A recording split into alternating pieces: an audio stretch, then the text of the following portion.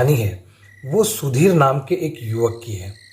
सुधीर की जो नौकरी थी वो बम्बई में थी और वो बिलोंग करता था यूपी से। उसे 2 से 4 महीने में अपने गांव अपने परिवार के पास जाना पड़ता था। इसके लिए वो हमेशा अपने टिकट को रिजर्व करा के रखता था। एक बार ऐसा हुआ कि उसने जब टिकट बनवाई तो उसकी टिकट कंफर्म ही नहीं हुई, वो वेटिंग में आ गई। तो वो वेटिंग के कंफर्म होने का आखिरी तक इंतज़ार करता रहा। उसने सोचा कि जब लास्ट में लिस्ट आएगी, जब कंफर्म हो जाएगी, लेकिन जब वो ट्रेन में जाके बैठा तो चार्ट बन चुका था और उसकी टिकट कंफर्म ही नहीं हुई। फिर भी वो किसी खाली सीट पर बैठ जाता है और सोचता है कि जैसे ही टीटी आएगा तो उससे मैं टिकट कंफर्म करवा लूँगा। सुधीर को भूतिया स्टोरी पढ़ने का बहुत शौक था। वो डरावनी कहानियों का बहुत शौकीन था और बहुत ही शौक से पढ़ा करता था। उसे डरावनी पिक्चरें, डरावने सीरियल्स, ये सब काफ़ी अच्छे लगते थे। जब वो ट्रेन में चढ़ रहा था तो वहाँ स्टेशन पे एक दुकान से उसने एक नई नावल जो कि डरावनी कहानियों की थी खरीद ली। उसने सोचा कि मैं ट्रेन में बैठे बैठे इसे आराम से पढ़ लूँगा। जब वो अपनी सीट पर बैठा तो उसने कहानी पढ़ना शुरू की। कहानी में वो इतना डूब गया कि उसे पता ही नहीं चला कि ट्रेन को चालू हुए घंटा भर हो गया। तभी टीटी वहाँ आता है और उससे टिकट मांगता है।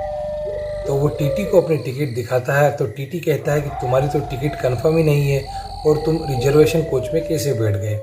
तो वो टीटी से आग्रह करता है कि आप मेरी टिकट कंफर्म कर दीजिए, मुझे यूपी तक जाना है, जो भी चार्ज होगा मैं दे दूँगा। तो टीटी उसे बड़े गुस्से में कहता है कि यहाँ कोई टिकट कंफर्म नहीं है, क्योंकि टीटी को उससे ऊपर का पैसा चाहिए था। लेकिन उसने ये कहा कि आप रसीद फाड़कर मेरी जो भी सीट खाली हो वो कंफर्म कर दीजिए। तो जब टीटी उसे गुस्से से कहता है कि अभी कोई सीट खाली होने वाली नहीं है, तब वो टीटी को कहता है कि जो दूसरी बोगी है, जिस बोगी में वो बैठा रहता है, उसके पास वाली बोगी, उसकी पर्टिकुलर एक सीट का नंबर बोल के वो बताता है कि वो 45 नंबर सीट है, वो अभी अगले स्टेशन के बाद खाली हो जाएगी। क्या आप मुझे अलॉट नहीं कर सकते? मैं वहाँ रात को सो जाऊँगा। उसकी बात सुनकर टीटी घबरा जाता है। वो सोचता है कि इसे कैसे पता कि वो सीट खाली होने वाली है। तब टीटी उसे बोलता है कि तुम्हें कैसे पता? इसकी जानकारी तो हमें रहती है, तुम ऐसे कैसे बता सकते हो? तब वो टीटी को कहता है कि साहब दे दो ना, क्यों पैसे के लिए किसी बच्चे की जान ले रहे हो? आप पहले भी ऐसा कर चुके हो, क्यों ऐसी गलती कर रहे हो जिससे किसी निर्दोष की जान चली जाए?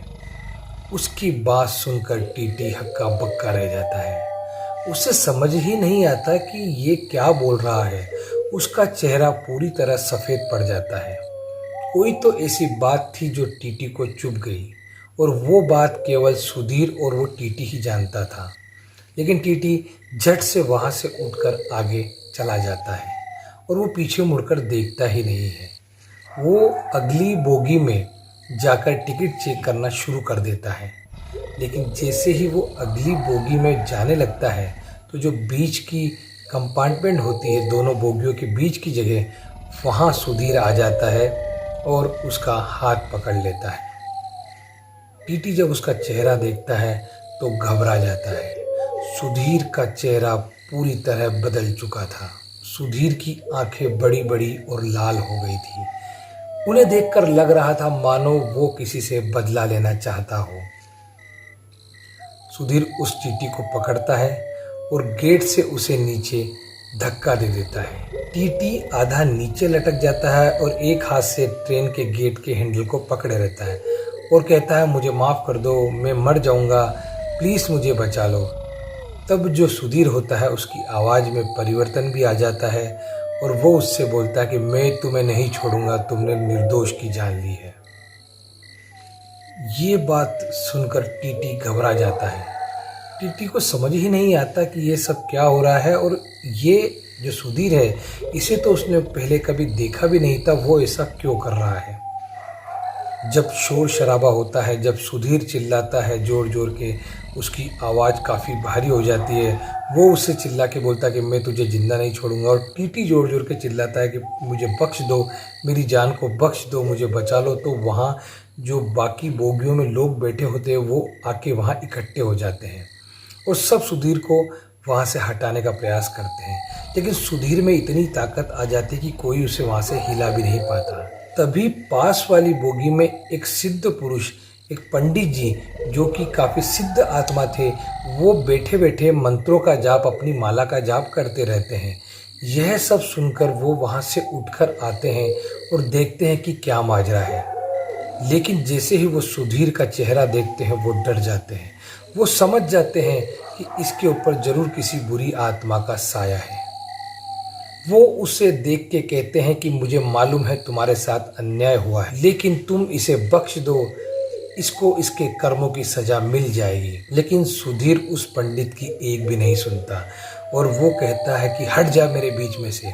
पंडित जी बहुत प्रयास करते हैं टीटी को ऊपर खींचने का, लेकिन सुधीर उनकी बात सुनता ही नहीं है। तब पंडित जी अपनी आंख बंद करते हैं और वो अपनी दिव्य दृष्टि से देखते हैं कि आखिर हुआ क्या था।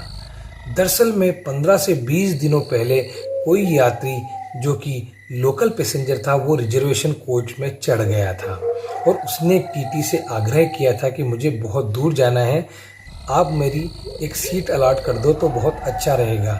लेकिन टीटी ने लालचवश उसे मना कर दिया, क्योंकि वो टीटी को उतने पैसे नहीं दे रहा था जितने वो मांग रहा था। तब वो यात्री गेट के पास जाके बैठ जाता है और उसे नींद की झपकी आती है और वो ट्रेन से गिर जाता है और उसकी मृत्यु हो जाती है। क्योंकि ये एक दुर्घटना थी, लेकिन उसकी आत्मा भटकती रहती है, उसी डब्बे में उसकी आत्मा भटकती रहती है। क्यों? क्योंकि उसे टीटी ने जगह नहीं दी थी और अपने मौत का कारण टीटी को मानता था। और सुधीर ने जो किताब खरीदी थी डरावनी कहानियों की, उस कहानी की किताब को पढ़ते पढ़ते उसमें एक जगह ऐसा मंत्र लिखा होता है जिससे आप किसी भी भटकी हुई आत्मा को जागृत कर सकते हैं, उसे अपने पास बुला सकते हैं। और सुधीर ने गलती से वो मंत्र पढ़ लिया था।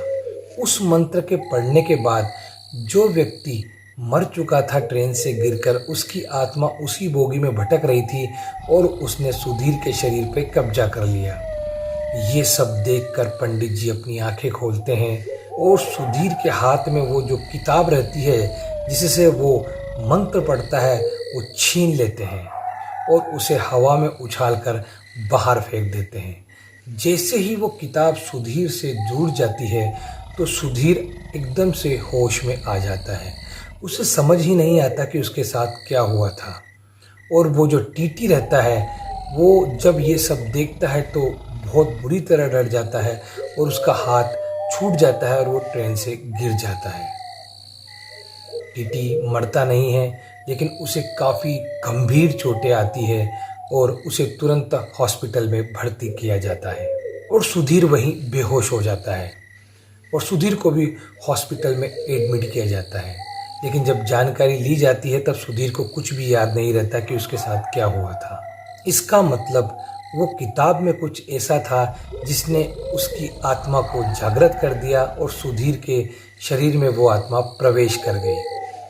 वो टीटी भी धीरे धीरे ठीक हो जाता है और सुधीर इन बातों से सीख लेकर भूत की कहानियाँ पढ़ना कम कर देता है और ऐसी किताबें सफ़र में तो बिल्कुल भी नहीं पढ़ता जिससे इस तरह की घटना हो जाए। तो ये थी दोस्तों ट्रेन की डरावनी कहानी।